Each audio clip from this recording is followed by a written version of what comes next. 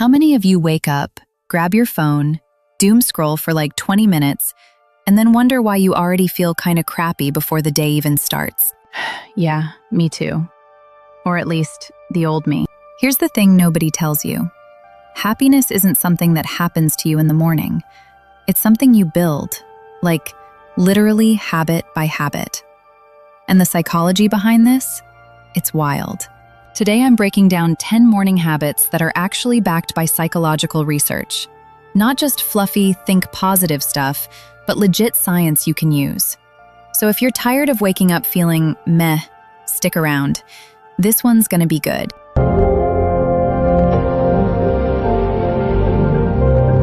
What's up, guys? Welcome back to Times of Psychology, where we make the science of your mind actually make sense. I'm so glad you're here. Let's get into it. Habit number 1. Don't touch your phone for the first 30 minutes. Okay, I know. This one's hard. But hear me out. When you wake up and immediately check Instagram, your texts, or the news, you're handing the steering wheel of your brain to everyone else before you've even had a chance to drive yourself. Psychologists call this reactive thinking, and it spikes cortisol, which is your stress hormone. You basically stress launch your day. Instead, give yourself a 30-minute phone-free window. Just 30 minutes. Let your brain ease into the day on your terms. You'll notice the difference almost immediately. And that's not me just saying that. That's the American Psychological Association saying that. Habit number 2.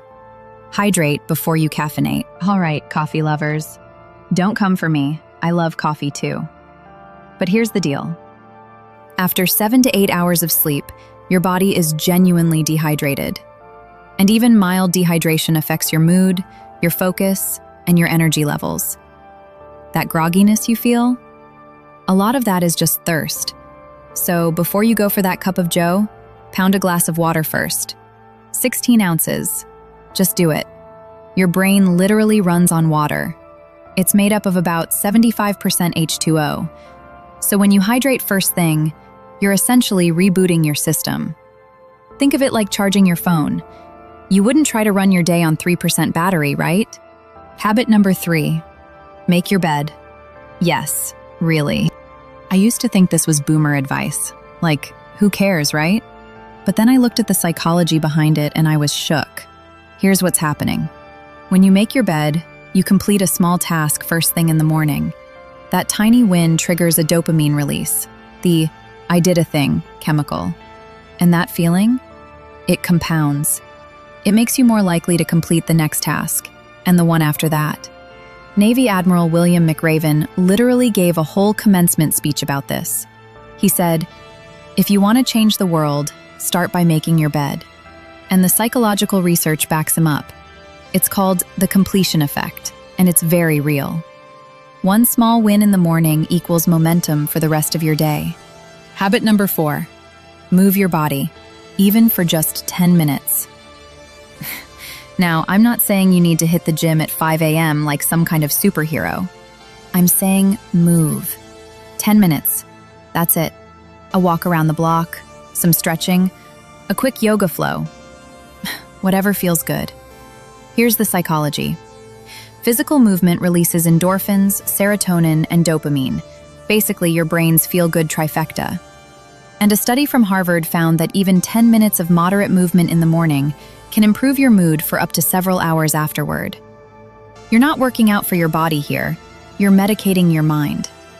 Morning movement is literally one of the cheapest and most effective antidepressants on the planet. And it's free. There's no copay. Use it. Habit number 5. Get natural light. ASAP. This one is so underrated and I can't stress it enough. Your brain has this internal clock called the circadian rhythm, and it's regulated almost entirely by light. When you get sunlight in your eyes within the first hour of waking up, it signals your brain to stop producing melatonin, the sleepy hormone, and start producing serotonin, the happy hormone. Dr. Andrew Huberman from Stanford has talked about this constantly, and the research is rock solid. Even on cloudy days, outdoor light is 10 times more powerful than your indoor lighting. So open your blinds. Step outside with your coffee. Eat breakfast near a window. Get that light in. Your brain will literally thank you by making you feel better. Habit number 6, practice gratitude, but make it specific. Okay, I know gratitude journaling sounds like something your yoga instructor told you to do, but the science behind it is actually legit. Here's the catch though. Generic gratitude doesn't really move the needle. I'm grateful for my family. Cool, but your brain kind of tunes that out after a while. What actually works is specific gratitude. Like, I'm grateful that my coworker covered for me yesterday. Or, I'm grateful that the weather was perfect for my morning walk. Research from UC Davis psychologist Dr. Robert Emmons shows that specific, detailed gratitude practice literally rewires your brain over time. It trains your attention to notice the good stuff instead of defaulting to the negative. That's called negativity bias, and gratitude is one of the best tools we have to counteract it. 3 specific things, every morning. That's the play. Habit number 7, set one clear intention for the day. Here's something that separates people who feel in control of their lives from people who feel like life is just happening to them. And it comes down to intention.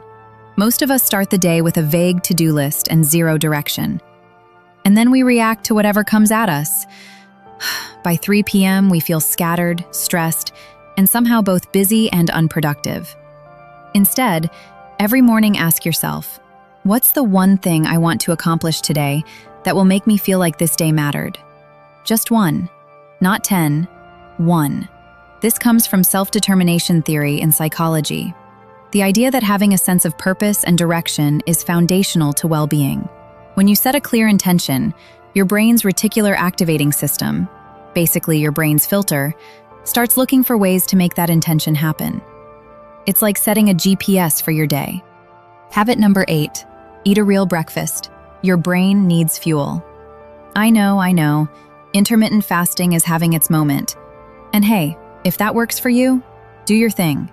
But if you're skipping breakfast and then wondering why you're anxious, irritable, or can't focus, there's your answer. Your brain uses about 20% of your body's total energy, even though it's only 2% of your body weight. It's an energy hog, and it runs primarily on glucose. When you wake up, your blood sugar is low. If you don't refuel, your cortisol stays elevated, your mood dips, and your decision-making gets fuzzy. That's called being hangry, and it's not just a meme, it's a real neurological state. A balanced breakfast with protein, healthy fats, and some complex carbs, that stabilizes your blood sugar and sets your brain up to actually work well. Habit number 9, do something just for you. 5 minutes of joy. This one might be the most underrated one on this entire list. Most of us spend our mornings getting ready for other people, getting the kids ready, getting to work on time, responding to emails. We're in service mode before we've even taken care of ourselves. But here's what the psychology says. Self-compassion and personal enjoyment aren't selfish. They're necessary for sustainable happiness and mental health. Dr. Kristen Neff's research on self-compassion shows that people who treat themselves with kindness are actually more productive, not less. So give yourself 5 minutes to do something that's just for you. Listen to a song you love. Read a page of a book. Sit in silence with your coffee. Draw something. Anything that fills your cup. You cannot pour from an empty cup. That's not motivational poster fluff. That's straight up psychology. Habit number 10. Talk to yourself like a coach, not a critic. Last one, and this might be the most psychologically powerful habit on this whole list. The average person has somewhere between 60,000 to 80,000 thoughts per day. And research suggests that for most of us, a big chunk of those are negative, especially in the morning. I look tired. I didn't sleep enough. I have so much to do. I'm already behind. That internal monologue, that's your inner critic. And if you let it run the show every morning, it's going to absolutely tank your mood before you even walk out the door. The fix isn't toxic positivity. You don't have to be like, I'm amazing and everything is perfect. That's not it. The fix is to talk to yourself the way a good coach would talk to an athlete. Honest, encouraging, forward-looking. Okay, yesterday was rough, Today, I'm going to focus on this one thing. I got this. Psychologists call this self-talk reframing, and it's a cornerstone of cognitive behavioral therapy. The way you narrate your morning sets the emotional tone for your entire day. Be your own hype person. Seriously. Now, do you have to do all 10 tomorrow? Absolutely not. Pick 2. Build from there. The goal isn't perfection. The goal is progress. Because happiness isn't this thing that drops into your lap. It's built, brick by brick, habit by habit, morning by morning. If this video helped you out, drop a like. It genuinely helps the channel more than you know. And if you're new here, subscribe because we do this kind of stuff all the time, breaking down psychology in ways that are actually useful for real life. Let me know in the comments, which of these 10 habits are you going to try first? I read every single comment, so talk to me. All right, guys, I'll catch you in the next one. Take care of your minds. They're the only ones you've got. Peace.